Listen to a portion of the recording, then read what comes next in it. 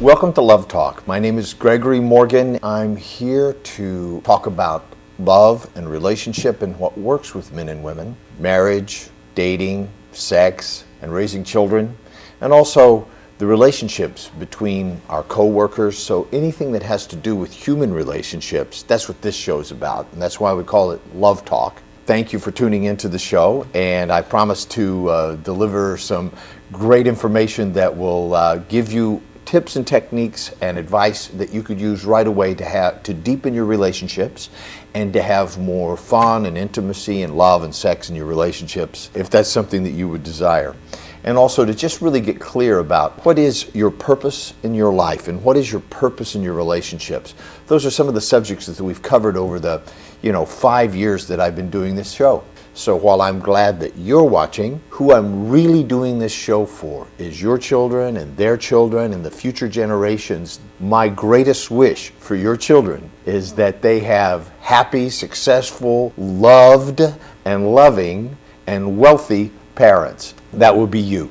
And so if there's anything that I can do to facilitate you by answering your calls here on this show today, that is my highest desire and my purpose in life and why we do the shows. Talk a little bit about what happens in a man's life, in his neurology, in his heart, in his emotional state, in his mind, and spiritually, when a man falls in love with a woman. For those of you who are watching, I really would love to share with you some of the things that I've learned from being a man in love with a woman and noticed how it's changed my life and changed who I thought of myself being, my priorities and my reality in life. And in the meantime, I'm going to go ahead and take your calls. Hello, this is Gregory. You are live on the air with Love Talk.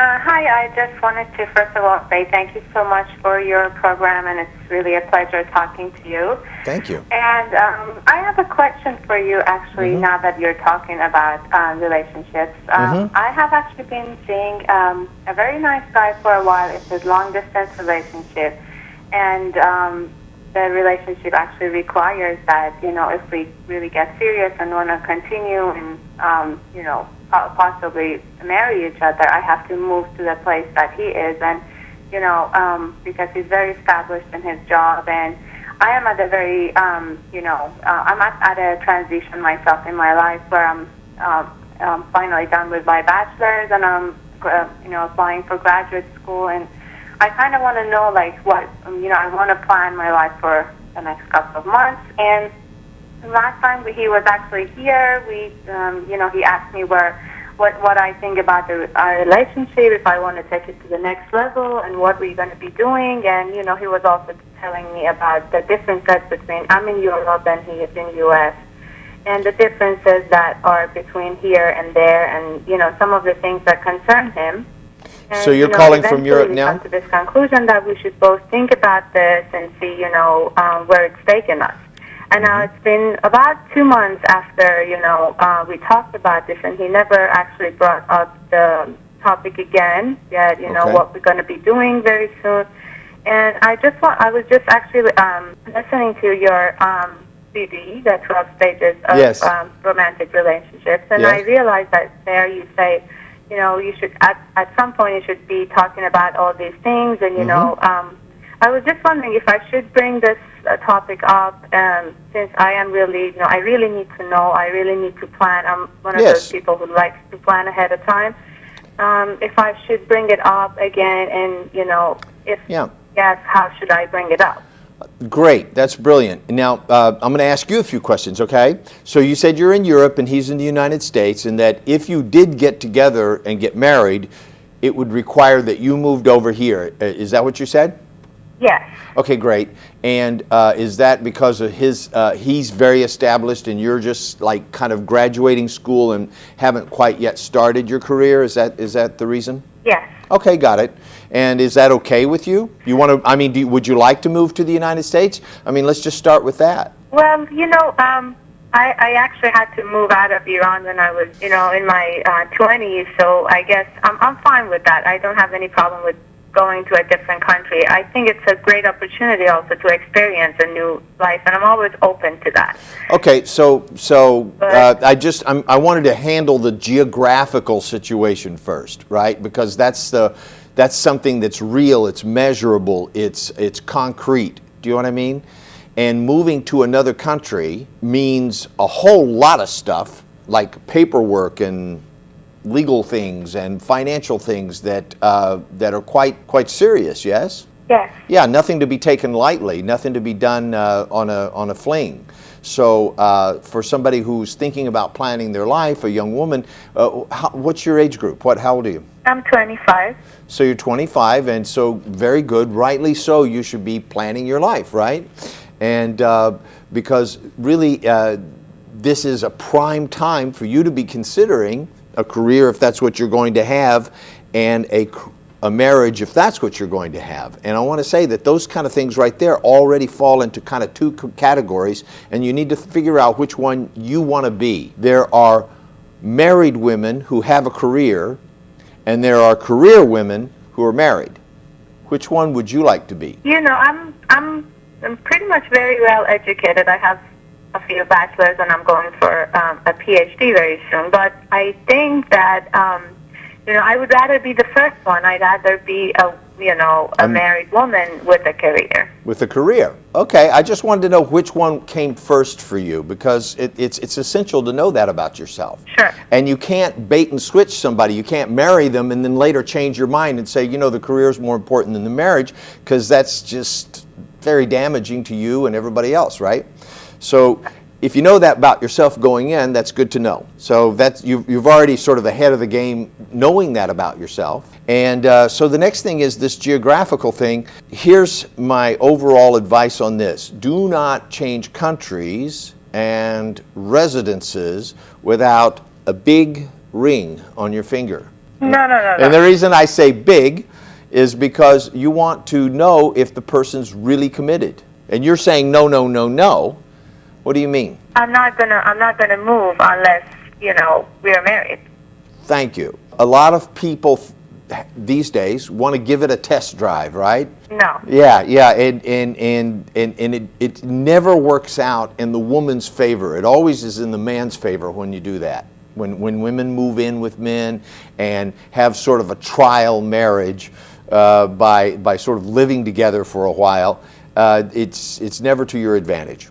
It's never to the female's advantage for a number of reasons that we could do a whole seminar and workshop on. But the 12 stages of romantic relationships explains it pretty clearly, doesn't it? Yes. Yeah. I love that Porsche example of yours. I say to everybody. Yeah. For the listeners that haven't heard the 12 stages of romantic relationship, it's a CD set that I have that talks about the 12 stages that people move through in romantic relationships. And I talk about how, if I wanted to go down and buy a Porsche or whatever, my favorite car, whatever that might be, and I talked them into letting me drive it for about 6 months and see how I like it. And I drove it around for about 6 months. I just wondered what you think your chances are of having me pay full price for that car after that. Very narrow. Marriage is a business deal. I don't mean to strip away all the romanticism about it, but if you want to just love somebody and make love with them and be a lover, then be a lover. But if you want to be married, marriage is a business deal because it involves laws and property and bank accounts and your whole family and their whole family and children that aren't even born yet and their children. So marriage is a big deal, and it is a business deal, and it needs to be very clear where you stand going into it. And it shouldn't be like some kind of thing that, we'll try this out and see how it works, because for the man, he can move on. For the woman, she can move on too, but she gets very, very attached in a way that men don't, hormonally. And also, we talk about in the 12 stages about the power of pogritude, yes? The power of grace and beauty that we as a culture grant to the young and beautiful 25-year-old women in our lives.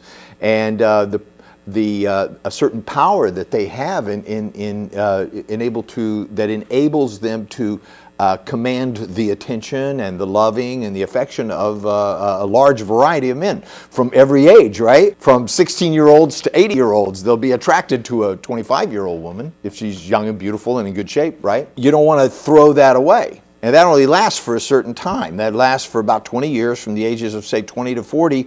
And if you haven't secured your life by then, your lifestyle and your life and your career, and in that stretch of time, then the chances of doing that later on are pretty narrow. So that's what we talk about in the 12 stages. And so your call was about, should you approach him about this?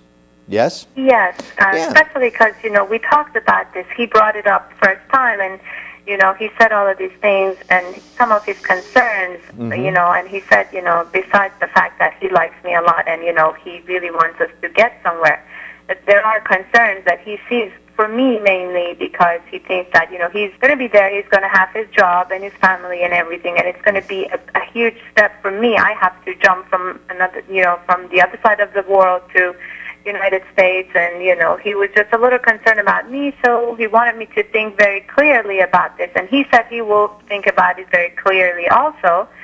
And then since then he never talked about it, so I wasn't sure if I should bring it up or just just go with the flow and see what happens. No, don't go with the flow. Considering me though, Don't go with the flow. You have a time period in your life in which to leverage this power of pogritude, this grace and beauty, into a secure situation, right? Right.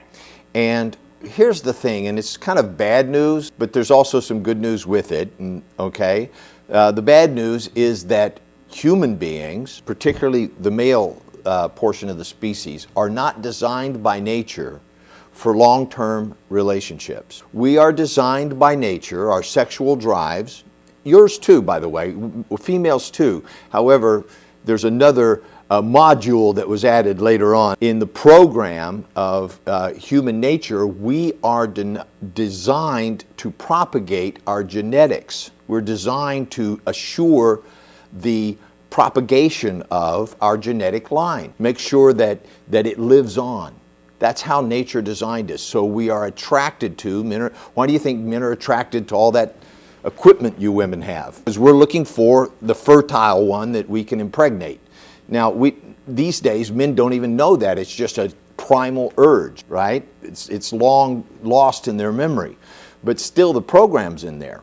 It's a primitive program, but it's still running the software, if you will. Men are designed to gain access to sexuality for the least amount of investment, which, back in the caveman days or in earlier days, that meant, horses and, whatever else they had to trade for or to show to provide protection and provisions for a woman and her children. Marriage was, in the beginning, was basically about joining fortunes. It was about securing the grace of a powerful father-in-law, and so marriage was established as allies with women, almost like the trading thing, right? The chattel, if you will. It has evolved, of course, and now today women can support themselves. They can even have children without being married, and they can raise those children without being married. So that whole game has changed, and yet the driving force behind it, the sexuality and the sexual attraction, is still there, of course, and thank God for that. Some of the things that women think are going to get them a long-term relationship are completely erroneous. In other words, being sexually attractive will certainly get his attention and have him want to be a part of your life, but it doesn't, because of the internal design of men, it doesn't necessarily assure that he will stick around. Even if you have his children, it doesn't assure that he'll stick around. Women have developed a capacity, proven over centuries now, of communicating in such a way that it would have men want to stay with them and their children for a lifetime. And that is the capacity that is very delicate. Yes, it's a learned capacity that women developed over time through being in communication. Men don't communicate that much. Men ran through forests and were developed as hunters, so mostly they didn't talk unless it was to get something done strategically. So they developed very sharp eyesight and sharp listening, but women developed holding babies and communicating with other women and gathering food and protecting children and each other and like that. So they developed a whole other way of communicating amongst themselves that have men want to be a part of that world. All of that about this question you have, should I bring it up with him? Yes, absolutely. Absolutely. He brought it up, and that's an honorable thing. I'm glad that he brought that up.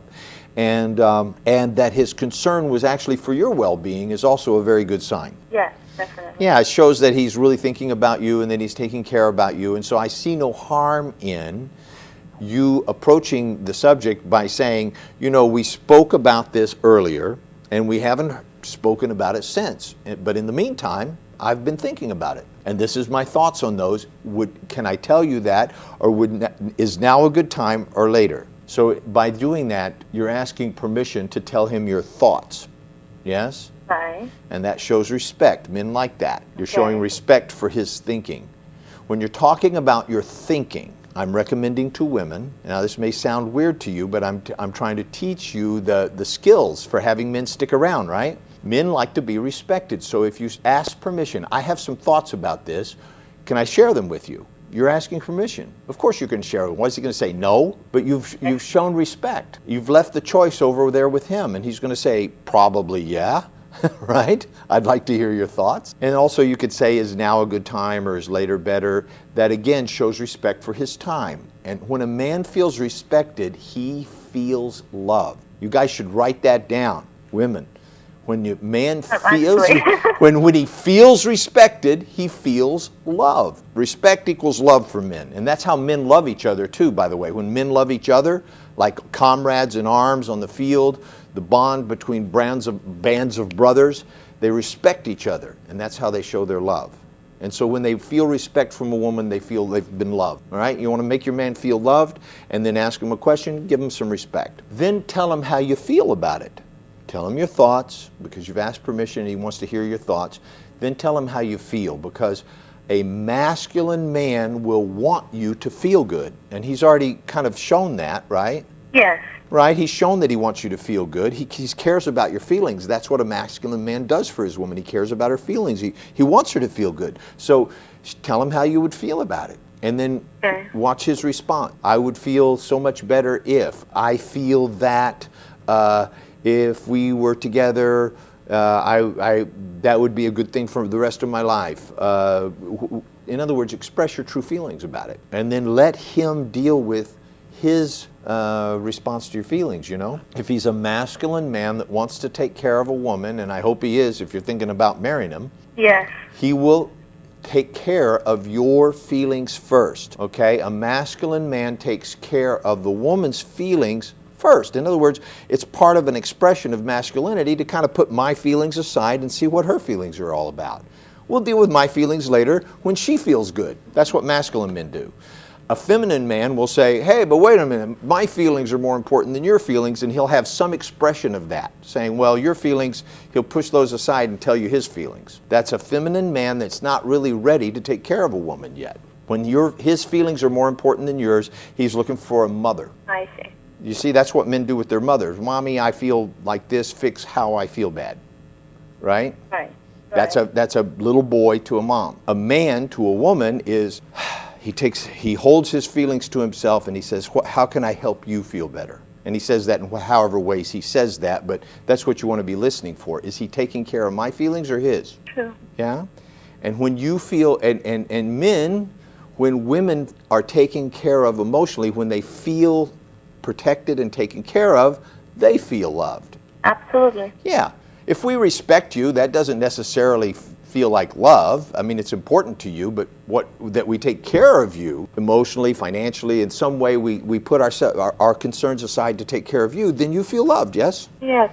Yeah, if you want your woman to feel loved, take care of her. Don't tell her your problems. Deal with your problems and help her take care of hers. That's a masculine gesture. It shows nobility. It shows self-restraint. It shows also that, you know, if there's a tiger that comes in the door, you're going to jump in front of it to make sure it doesn't get the woman. That's what, you know, metaphorically speaking, right? If there's a wolf at the door, don't worry, honey, I'll take care of it. If there's a sound outside at night, you stay here, I'll go take care of it, right? Women need to feel that they're taken care of. Right, and, you know, this is one of the things that, you know, annoyed me a little bit that, you know, why didn't he ever bring it up again, you know? He may be scared. I'm at a very, very critical point where I have to make all of these decisions in a couple of months. It was. It's probably the only thing that I see that it bothered me a little bit. Why didn't he bring it up again? Why should I do that? It's usually, at least this is what I think, that it's usually a man's job to, say these kind of things. I tend to agree with you. However, there is one caveat that you might want to consider in this, and that is nature has equipped you, because nature has equipped you, a little background here, to make love inside your body, generate a new life form inside your body, feed it with your body, and be bonded to it for a lifetime, and the ability to communicate your feelings and all this kind of stuff verbally and non-verbally in so many different ways. I would say that the female is far more equipped to manage a relationship than a male is. Would you agree? Yes. Yeah. I think women are much more equipped to manage a relationship, right? Like if somebody's really, really good with numbers, they're maybe equipped to handle the accounting, okay? Right. Let's let them do that, right? Not the one that says, oh, I hate math. Okay, don't do the accounting. I'll do it, right? I like math. The one that communicates and that nurtures life and that for whom life is sacred because it happens inside your body, right? You should manage the relationship. I would much rather have a woman manage the relationship and be the one. Now, manage the relationship, not the man. I'm going to say it again. Manage the relationship, not the man. Big distinction. Women tried managing their men. You should do this, you should do that. That's managing a man. That'll just make him mad. It's disrespectful. But you can manage something that you guys have together called the relationship. This is something I'm concerned about here, and I need to make some choices and decisions. I have some feelings and thoughts about it, and so it's time for us to talk about it. Would now be okay. Now you're not managing the man, you're just managing your relationship. That's a responsible thing to do, and I'd rather have you do that than him. He might do it. And it's kind of like, one of my friends says, you could teach maybe a chimpanzee to do heart surgery, right? Yes. But would you want him to do your heart surgery? Right? Men can manage a relationship. I'm not saying they can't. They just, they can, but women are far better equipped for that. Right. They are. And so for that reason alone, it sort of falls upon you, the duty and responsibility to sort of speak up and manage this thing. Because you have more at stake, too. You have more at stake. You have you're desirable as long as you're young and beautiful and fertile, okay? Right. Sorry, but that's how it works. I didn't make up these rules. It's just how nature designed us. So your value is in that. And so as long as you value that, men will always value that. And so you have a job to manage that as if your parents left you a huge trust account. It's your job to manage that and make sure it prospers and doesn't get used up, right? If I do that, it doesn't sound like I'm chasing him or anything or pushing him into anything, No, I think that if you have this relationship that you say you've had and you're in communication on a regular basis, then it's time to, you need to be responsible for your life and say, okay, how long have you been in this relationship? About 8 months. Okay, it's time to step forward and either I need to, and it's as simple as this, I need to know where this is going. This is my thoughts, these are my feelings. Where are you at about this? I need to know where this is going, and I need to make some decisions about it soon because in the next couple of months, things are going to change for me. True. And hey, listen, my wife gave me a timeline. I didn't like it, okay? But she said, look, we've been going together for 3 months or so, and, I need to know where this is going, and, you can think about it for a few weeks, but, if you haven't made up your mind about something, in the next, she gave me some date. I thought, how dare you? I was thinking like, how dare you do that? But you know what? I respected it. It's like, I've got other things to do. There's men that want to marry me, and, I'm a certain age and I want to get married. And so if it's not you, then next, Right, yes, and it's actually... Next, right? Yes, right, yeah. Absolutely. Either step up or step off, Yes. That's called managing your life sometimes, Right, that's true. Mm-hmm. Do you think I can ask you one more question by any? Well, it's going to be a quick answer because there's 3 phone lines that are lit up here, and they've been holding on for a while. Sure. So I'm going to give I'll you be the very quick. So I was actually concerned about one more thing because I was talking to one of my friends about this, and the fact that he was concerned about some of the issues. She was telling me, if a man really wants a woman, and if he really wants you, he should be like, yes, I'm concerned about all of these things, but Yeah. don't worry about it. I'm going to be here. I'm going to be taking care of it for you. You don't worry. You go plan. That's right. And, we'll do this together. We can do this. Okay, I got it. I told you short. Please, I got it. So the question is, should I be concerned that he yeah, a didn't man that approach wants it a like woman in his life is going to do whatever it takes to have that woman in his life. And yeah, if he's got the financial wherewithal to say, look, don't worry about it. Here's your plane ticket. Get your stuff together. If you need some help with that, I'll fly over there and help you put your furniture and stuff in order, whatever it is you got to do, and let's get this relationship on the road. And by the way, here's a big fat diamond ring. I'm always exaggerating about the big fat thing because I know Persian women like nice big diamonds, and I think you should have them. I think you should have them. Yeah. Very much. It means a lot to me and cleared up a lot of things for me. Thank you so much. All right, thank you. Thanks for calling. Have a good night. You too. Bye-bye. Hello, this is Gregory. You are live on the air with Love Talk. Thanks for holding. Hello. Hi, how are you? Dr. Gregory. Hi, how are you? I'm good. How about you? Excellent, thanks. I just I'm 46 years old. I have a boyfriend. We've been together for 9 years. Okay. And then I don't know how to say, I want to get married. That is part of my culture. Mm-hmm. Every And year where's he at about it? he's telling me. Where's he at about it?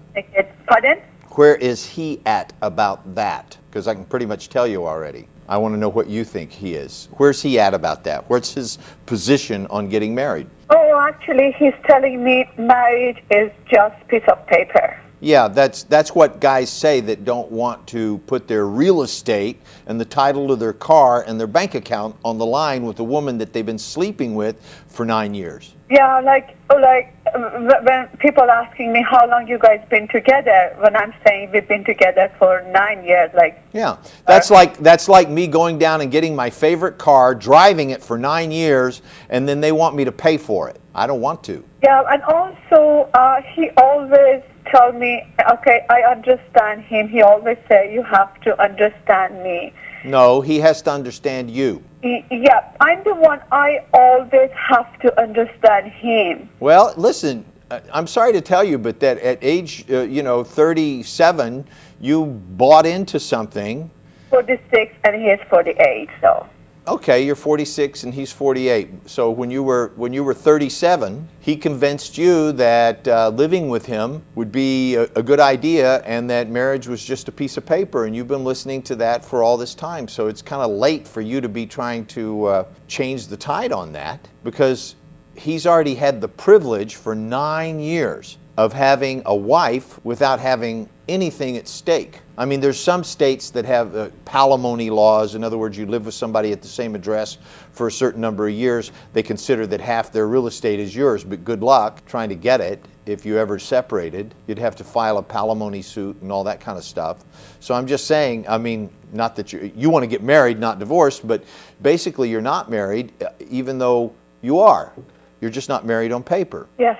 Have you guys been true to each other for 9 years? Yes, we've been together for 9 years, and also now he brought his kids. I do understand because I got a big baggage. My children, they already grown up, but his children, they still. One of them is 13 years old, and the other one is 16. And have you been being a mother to them? Pardon? Have you been acting as a mother to these children? In other words, do you fix food for them? Do you prepare their clothing? The children, they used to live with their mother. They just moved back with the father because one of the son, he has a depression.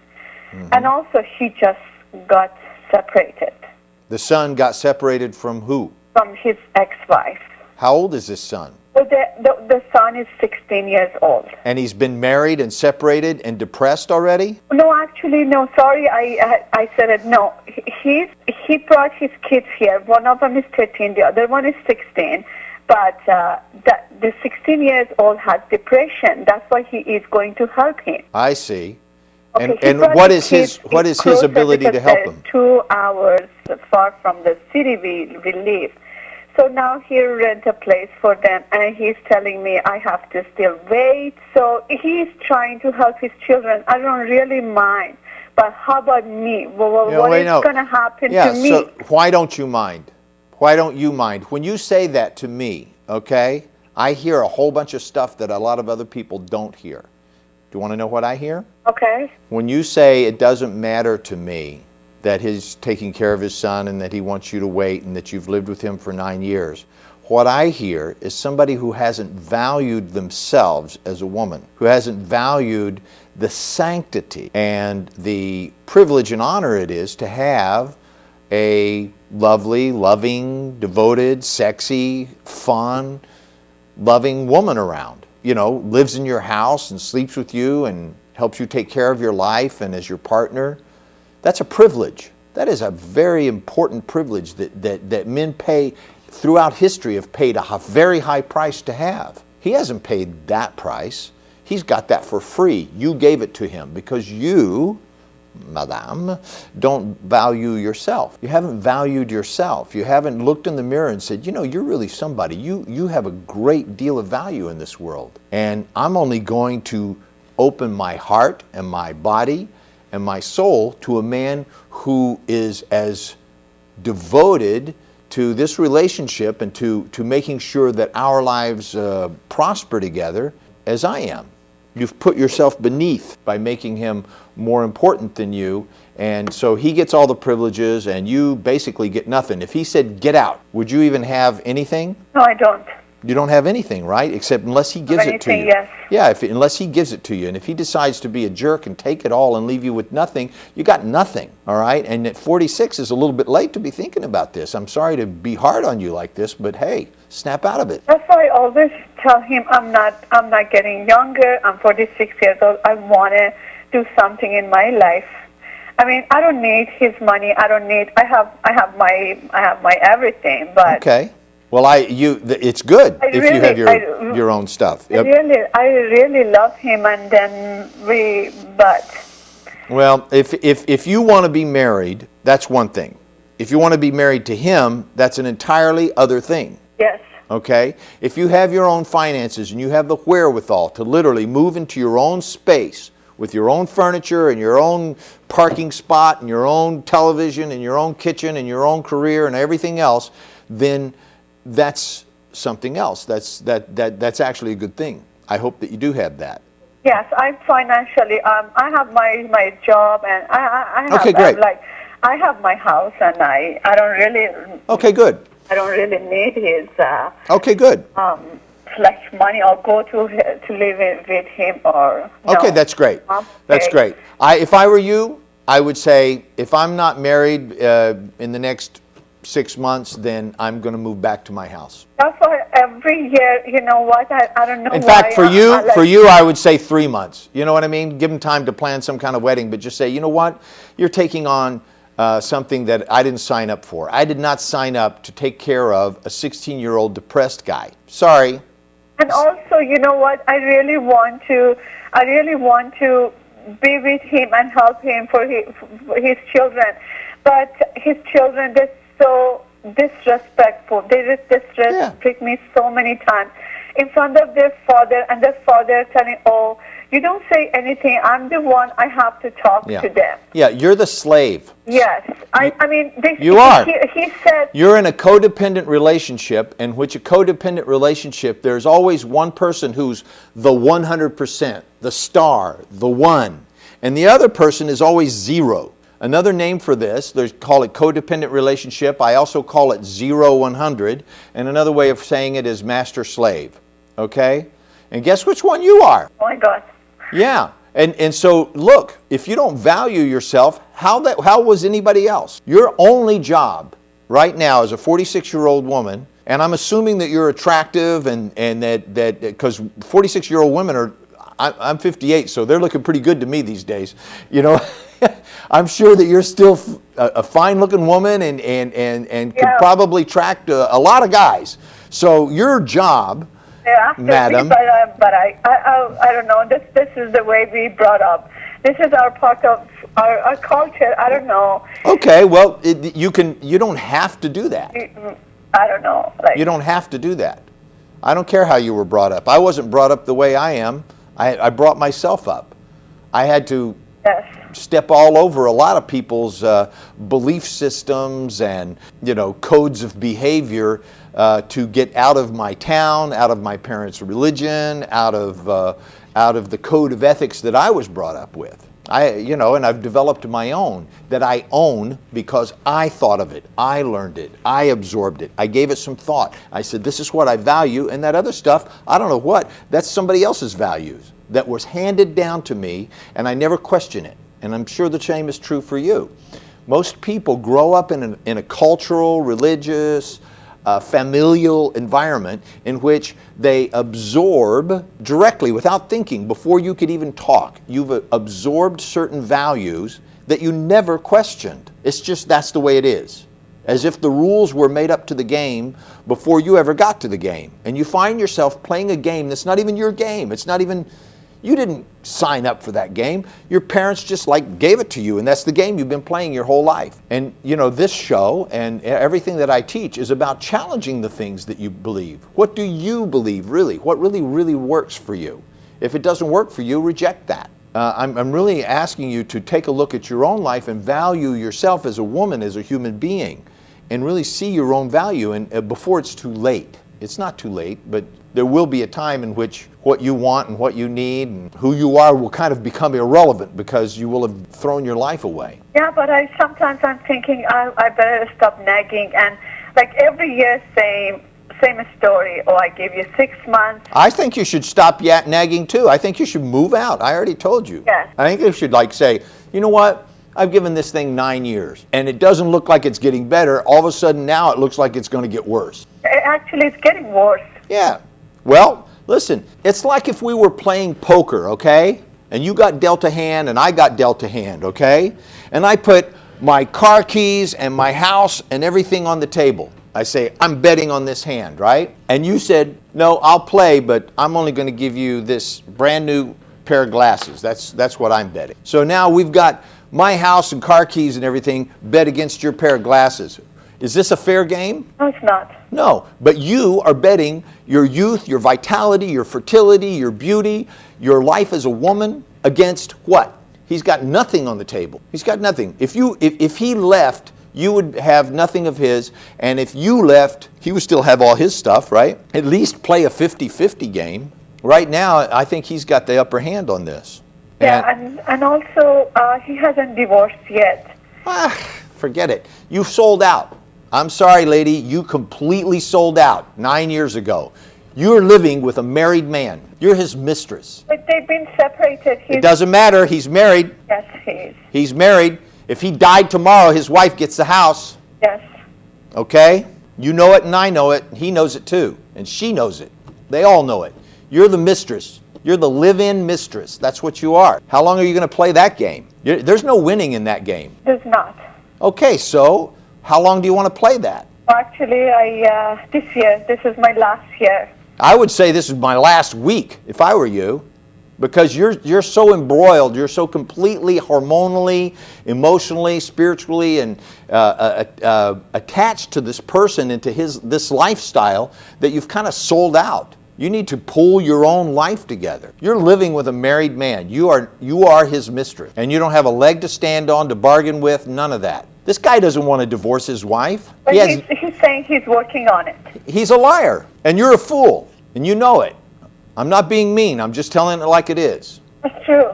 Yeah, I'm not trying to be mean. You're just a fool because you're acting like you believe a liar. You know he's a liar. What are you going to do about it?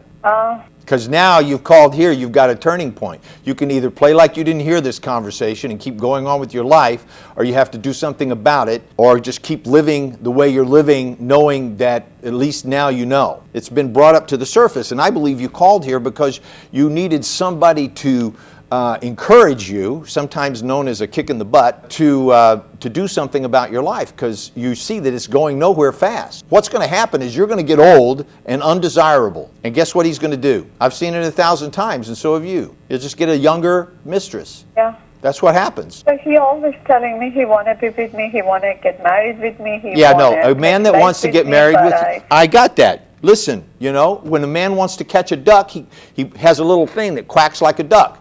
When he wants to catch a deer, he puts on deer scent and hides in the bushes and makes deer calls. When he wants to catch a woman, he says things that will make her stick around. Okay? I'm the one. I have to do something about it. Well, yeah. Okay. Okay. You could keep pretending, but you I have a all few. the time talk to myself. I deserve better than this. Absolutely. And yes. Well, actually, you deserve exactly what you got because of the actions you took that got you there. Anybody that sticks around with a married man for 9 years who consistently says, "Oh, I really want to be with you," but stays married and doesn't even file divorce papers or propose marriage, you actually deserve what you got. Now, if you want something else, then you need to change who you're being, not just your environment. You need to start with changing your environment, then you need to change your behavior, and then you need to change your beliefs, and then you need to change your actual identity, who you are for yourself. And that's something that you're not capable of doing by yourself, by the way, and I really suggest that you get someone like myself or my wife, a powerful coach that can help you shift your consciousness really quickly, because that's what we do, and that's why we're here, okay? We're able to help people to shift their life dramatically in a very short period of time. She's going to yell at me. Well, I'm yelling at you, aren't I? So what? It's because we love you. I always want to talk to her, but I thought probably you're better than her. I'm yelling at you. It's just, it's called ruthless compassion. I love you. That's why I'm yelling at you. Okay, thank you very much. Thanks for your advice. You're welcome. Goodbye. Thanks a lot. Bye-bye. Hello. Hello. Hi. Hi, Gregory. Thank you for taking my call. You're welcome. Thank you. The reason I'm calling you is actually not for myself. It's about my son. Okay. He's 35 years old, and he has 2 little girls, and he has separated from his girlfriend. He never married her. Okay. Is it her kids too? Yeah. Okay, so he didn't marry their mother, and he has these 2 girls now. Yeah, they lived together for 4 years, and the second one, when the second one was 2 or a year and a half, then they separated, and now they have dual custody. The position is not that they ever would get back together, the parents, but the good thing is that they do have dual custody, so the kids go shift back and forth. But his biggest problem, because he now is calling me and wanted counseling for me, and I'm no counselor. So I was just listening to you, and the things that you said, one of the things that you said actually caught my attention, which you said there is a man's man and there is a female's man, like a mama's boy and a if you want to explain it again. Yeah. A masculine man and a man that wants or a mama's boy is a good way of saying it too. Yeah. Exactly. I feel because he was the only child in my life, and I was a single mother, and I brought him up, and I gave him everything or anything he wanted, which is wrong. Perfect formula for giving for turning a man into a mama's boy. Not your fault. You had to be mother and father. But no matter what a great mom you were and what a great father you weren't a man. And a guy needs a man when he's a boy to grow up and be a man and have him learn man things, right? Exactly. Yeah, and sometimes your mom will be like the sweet, kind, loving, generous one that will, help you out no matter what. And a father will be the conditional one saying, you don't do this, you don't get that. And mothers teach us how sweet life can be, and fathers teach us that life can be tough. Exactly. Right? And prepare us for a tough life by being tough on us. And boys need that. A lot of people don't think that, but boys do need a father that will be tough on them, that'll lay down the law and make them disciplined. you know? Right. Otherwise, they become toxic to society. A boy that has not been fathered by a mature man will often become toxic. And early tribes knew this. Primitive people know this. And there was even a great story about elephants. Okay, they separated some of the young elephants that had not yet been developed from their parents and sent them to a particular park, a preserve, where they wanted to preserve these elephants. And they found that the young bull elephants, the male elephants, who had been separated from their parents, were going around killing other animals. You know, killing the buffaloes and so forth. Right. Right? And they'd never seen that in nature before. Like in nature, elephants don't go around killing buffaloes, right? Yeah. Mm-hmm. But they were killing the buffaloes, they were killing other animals. And they brought the male, the fathers, the older elephants over, and that all stopped. Uh-huh. Okay?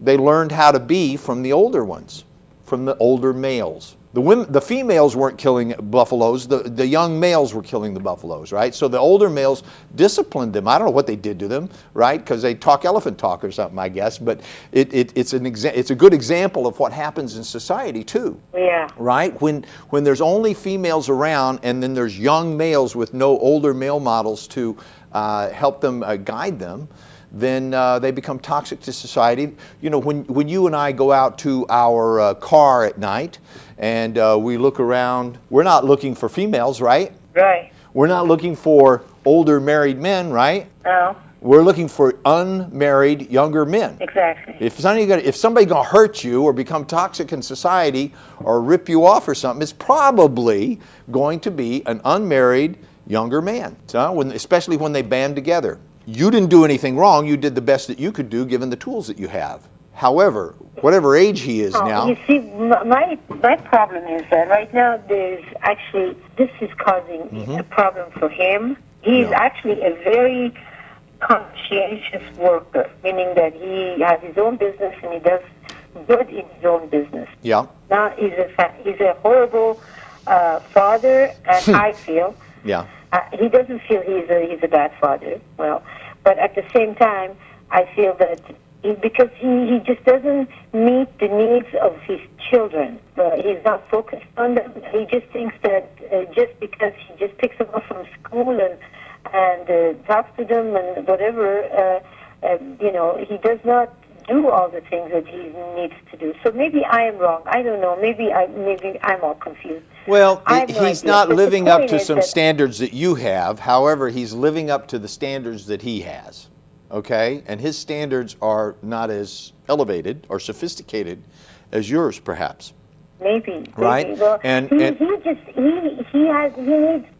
direction. He needs to Yeah. be a man. Yes, no, He I doesn't- understand that. You know, he just needs to protect the kids. Spend money for them, do stuff for them. But he's the selfish one between the three. Sometimes the 11-year-old comes to me and says to me that Daddy's acting like a kid. And when she says that is a problem. That is a problem. Yep. When an 11-year-old thinks her father's acting like a kid, that's a bit of an issue. It's a bit of an issue. Yeah, That's what I'm to thinking. put it lightly. So look, he's only going to develop into a man in the presence of, and I don't know how you're going to do this. I've started a workshop called the Honor, Integrity, and Mastery Workshop exactly for this reason and for this type of man. And there's a lot of very good men who are good fathers who still love to take this workshop because it takes who they are as a father and a husband to the next level for them. But being a husband and being a father is a social skill that men are not born with, okay? Women have a natural ability to be a mother and a wife. It just comes to you guys. You just get born and you grow up and you make great wives and mothers. It's in your genetics, you understand? Yeah. Yeah, it just comes natural. Maybe there's some things to learn about how to have a good relationship with a man and have him stick around and not let him abuse you and things like that. There's things to learn in that area, but for the most part, you know how to take care of a woman and yourself and children, and like that. But men don't. They don't come with that. It's not in their program. What's in their program is to hunt, kill, rape. I mean, men are psychotic in many ways, and I know that a lot of people are in shock about that, but there's a dark side of men that ain't very pretty. And it's no secret, because most of the laws that we have, even the laws about marriage and children, is mostly about protecting women and children from men, is it not? That's true. Yeah, Exactly. you know, we have guns and weapons and things like that, not about trying to protect ourselves from women and children. No, it's about protecting ourselves from men, right? So I can say, as a man who has gone through many, many processes, I started studying martial arts at an early age, and studied and then taught that later on in my life, not so I could learn how to fight, but so I could learn how to control my own aggressive, violent nature as a man. Yeah. You know, so I could learn how to control that and channel it into positive and creative things that actually help society and help other people, and, you know, at the same time use that to protect myself and others and so forth. But so I would learn to not be a violent, aggressive person. You know, because men have. I have to say he's not violent. He's pretty kind. He's very kind. He's just the only thing I feel that he needs to be a protector. He needs to be focused on his kids, and he needs to know social values, I believe. And maybe somehow he has, what I taught him, it's all gone awry right at this point. I don't want you to beat yourself up, please, okay? Because you have given him everything you had to give, right? Did you hold back anything from this guy? In the end, I didn't get the result I wanted. Well, wait. That's like if I took you out to the archery range right now and you'd never shot a bow and arrow in your life, and I said, that's the target and your job's to hit a bullseye here, and gave you a bow and arrow, what do you think your chances are of hitting that would be? Very low. Right? So, you know, life says, okay, here's a kid, no husband, nothing. Go do the best you can, right? You would aim the best you could, and you may hit it or you may not. You know, your job as a parent is to aim the best you can, okay? The best you can, give them everything you got. But Gregory, at this point, I still feel that I am still the mother, and I still need to redirect this man, okay?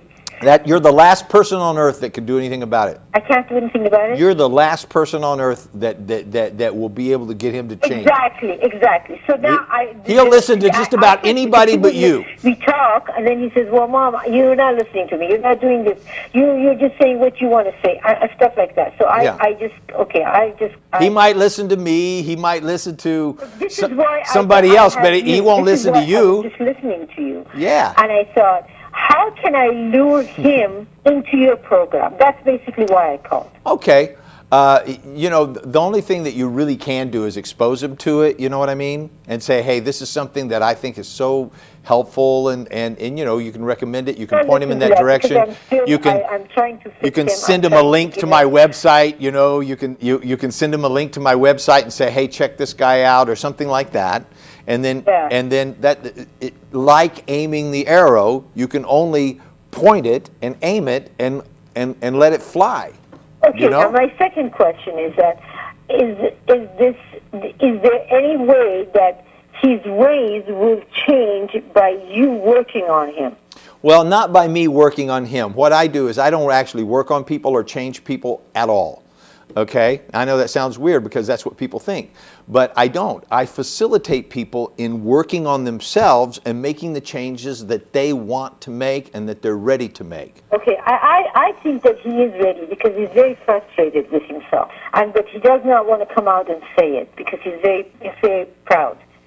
And I mean, he is very intelligent. I mean, you talk to him, he's very intelligent, he's very charming and all of that, but then he lacks these different social skills that he needs, and especially I am worried very much right now with the two girls because especially with the older one, she's becoming hostile towards him, and that's not good. Yeah, that's not good. But even if he was the best father in the world, sometimes girls become hostile towards their fathers anyhow, right? but it's not good. Yes, it's definitely not good. She needs I to. mean, the first thing She is needs to that- have a male figure in her life that she can respect and look up to exactly. She and has trust. to respect it, and she has to accept him as she comes and says, "Well, the dad said such and such, but he never does it. He's never," and that's true. He promises things, he never does. Yeah, I got it. And things never happen when he says it, he doesn't do it.